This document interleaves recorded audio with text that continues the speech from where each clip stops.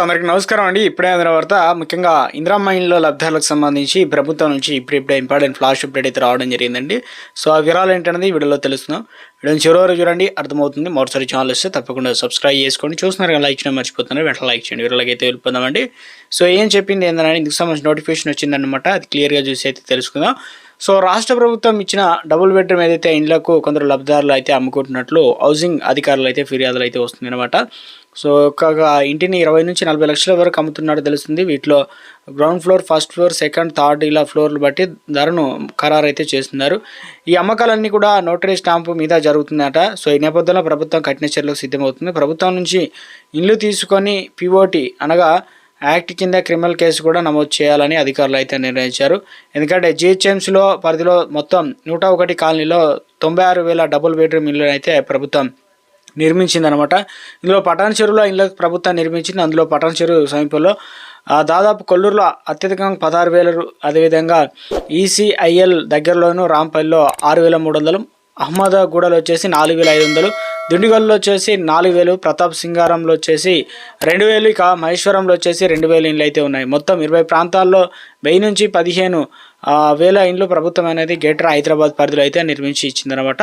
So లక్షలాది మంది తమ సొంత ఇంటి వసతి కల్పించాలని ప్రభుత్వం దరఖాస్తు చేసుకున్నారు. ఇండ్లు తీసుకున్న వారిలో కొంతమందికి వారంలో 10 దినాలు వేరే చోట ఉంటూ వారాంతపు రోజుల్లో ఇక్కడికి వచ్చి వెళ్ళిపోతున్నారు. కాబట్టి భారీ ఎత్తున నిధులు వెచ్చించి ప్రాథమిక సదుపాయాలు ఇవన్నీ టౌన్షిప్ లాంటి చర్యలకు అయితే అనేక సమస్యలు ఏర్పడుతున్నట్టు గుర్తించారు. అయితే వచ్చే నెలలో ఇళ్ళ కేటాయింపు సంబంధించి ముఖ్యంగా గుడ్ న్యూస్ ఏంటంటే రాష్ట్ర వ్యాప్తంగా ఖాళీ ఉన్న అసంపూర్తి ఇల్లు డబుల్ బెడ్రూమ్ మొత్తం 59,000 ఇండ్లు ఉన్నట్లు అధికారులు అయితే గుర్తించారు. ఇక వీటిని సొంత ఇల్లు, సొంత జాగా లేని పేదలకు కేటాయించేందుకు ప్రభుత్వం రెడీ అయింది. నేపథ్యంలో ఇలాంటి అమ్మకాలు, ఫిర్యాదులు కఠిన చర్యలు తీసుకునేందుకు సిద్ధమవుతుంది. కొత్త రోజు ప్రజలకు ప్రభుత్వం ఉచితంగా ఇచ్చిన డబుల్ బెడ్రూమ్ ఇల్లు అమ్మడం నిషేధం కాబట్టి అయినా స్కీమ్ స్టార్ట్ అయినప్పటి నుంచి ఇళ్ళ అమ్మకాలపైన లబ్ధిదారులు, బ్రోకర్లు చర్చలు జరుపుతున్నారట. ఒక్కో ఇంటిని 20 నుంచి 50 లక్షల వరకు బేరం పెడుతూ మధ్య వర్తులు ఉన్న ఏదైతే వ్యక్తులు అమ్మకంలో ఎలాంటి సమస్యలు రాకుండా తాము చూసుకుంటామని చెప్పి లబ్ధిదారుల మాయమాటలు చెప్తూ ఉన్నారట. సో పలు శాఖల హౌసింగ్ అధికారులు అయితే లేఖ రావడం జరిగిందనమాట. సేమ్ చెప్తున్నారు ఏంటంటే ముఖ్యంగా డబుల్ బెడ్రూమ్ ఇల్లు నోటరీ విక్రయిస్తున్నారు విషయంలో ఇటీవల కాలనీలో సందర్శన అధికారులు దృష్టికి అయితే రావడంతో కఠిన చర్యలు తీసుకోవడానికి రెడీ అయినారన్నమాట. ఇళ్లకు మౌలిక సదుపాయాలు కల్పించే సంస్థలైన విద్యుత్ శాఖ, వాటర్ బోర్డు అధికారులు ఇల్లు లబ్ధిదారుల పేర్లు మార్పిడి చేయవద్దంటూ హౌసింగ్ కార్పొరేషన్ ఎండీకి అయితే అంటే లేఖలు అయితే రాయడం జరిగింది. వారి పేరు ఇవ్వకుండా వేరే పేరు ఇల్లు రాయడం చెప్పేసి.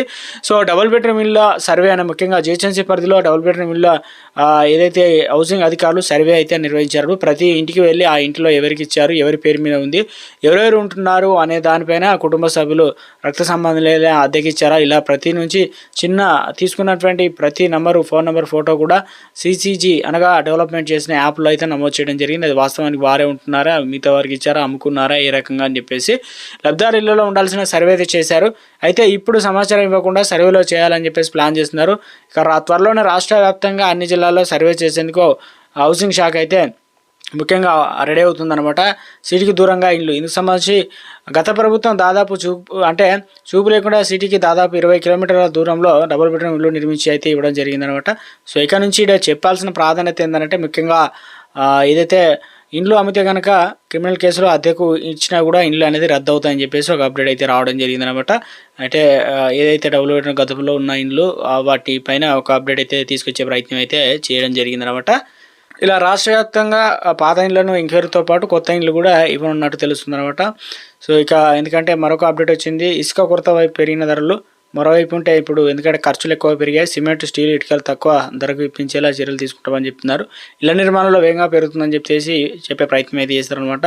ఇందిరమ్మ లబ్ధిదారులకు ఇసుక సేకరణ ప్రధాన సమస్యగా మారింది. మరోవైపు సిమెంటు, ఇనుము ధరలు భారీగా పెరిగిన నేపథ్యంలో ఇంటి నిర్మాణ లబ్ధిదారులకు భారంగా మారింది. ప్రభుత్వం ఇందిరమ్మ ఇళ్లకు సంబంధించి 5 లక్షలు చెల్లిస్తున్నప్పటికీ లబ్ధిదారులు రెట్టింపు అయితే ఖర్చు అవుతుందని చెప్పేసి అంటున్నారనమాట.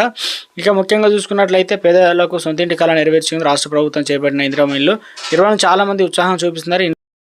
మంజూరైన వారిలో వారి వ్యక్తిగత కారణాలతో ఇళ్ల నిర్మాణాలకు ముందుకు రాని వారి ఇళ్లను క్యాన్సిల్ చేసి అర్హత కలిగిన ఇతరులు మంజూరు చేశారనమాట. వారంతా ఇంటి నిర్మించుకుని కాంట్రాక్టులు గంపగుత్తగా ఇంటి నిర్మాణం కోసం కాంట్రాక్టులు ఇచ్చేశారు. ఇంటి నిర్మాణానికి భూమి పూజ చేసినట్లు, పిల్లర్ తై పునాదులు కూడా వేసినట్టు మొదలుపెట్టినట్టు మేస్త్రి సగం పనులు చేసి అయితే వదిలేస్తున్నారని చెప్పేసి అంటున్నారు.